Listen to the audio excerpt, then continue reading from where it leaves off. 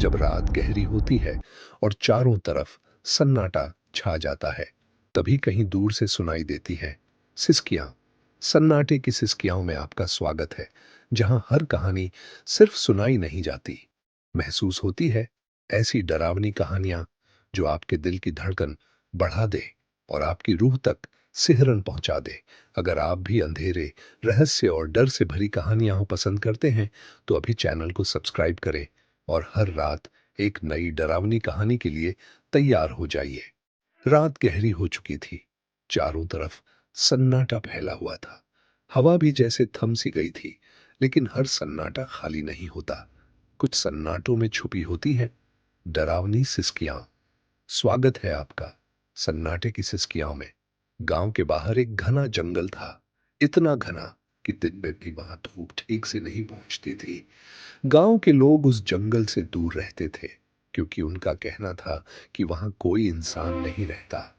वहां एक चुड़ैल रहती है, जो हर रात किसी एक इंसान को अपने पास बुलाती है, और जो भी उसके पास गया वह कभी वापस नहीं आया।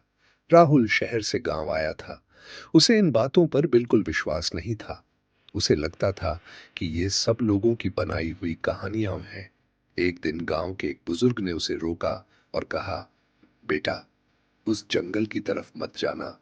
वहां जो दिखता है वो सच नहीं होता। वहां जो बुलाता है वो इंसान नहीं होता। राहुल मुस्कुराया और बोला, मैं इन बातों से नहीं डरता। उस रात करीब 2:30 बजे अचानक राहुल की नींद खुल गई।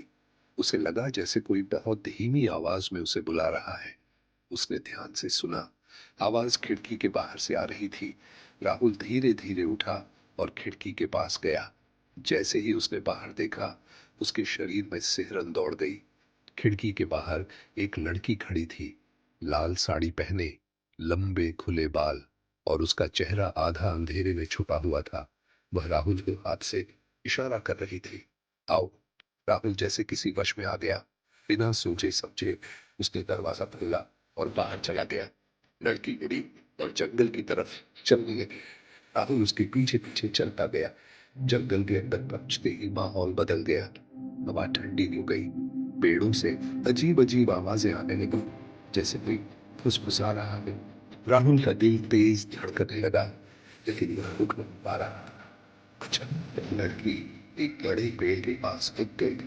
राहुल ने डरते हुए पूछा, तुम कौन? लड़की ये उसकी तरफ देखी और कहने ये आवाज में मैं वही हूँ जिसका तुम्हें इंतजार।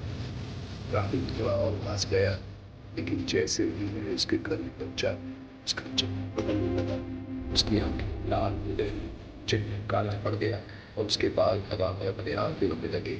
राहुल डर के मारे पीछे हटने लगा। तभी वह जोर से हंसने लगी। उसकी हंसी पूरे जंगल में गूंजने लगी।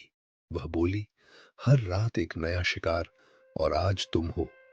राहुल मुड़ा और भागने लगा, लेकिन उसके पैर जैसे जमीन में जकड़ गए।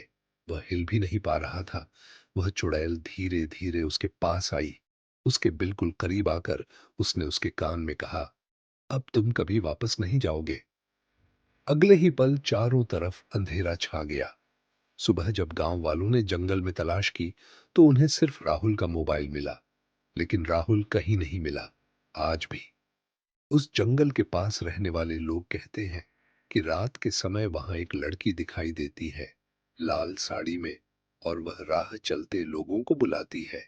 अगर वह तुम्हें बुलाए तो कभी मत जाना, क्योंकि हर सिसकी इंसान की नहीं होती। अगर आपको भी कभी ऐसी सिसकियां सुनाई दे, तो पीछे मुड़कर मत देखना, क्योंकि हर आवाज इंसान की नहीं होती। अगर आपको ये कहानी डरावनी लगी, तो चैनल को सब्सक्राइब जरूर करें, क्योंकि अगली कहानी इससे भी ज्यादा खतरनाक होगी।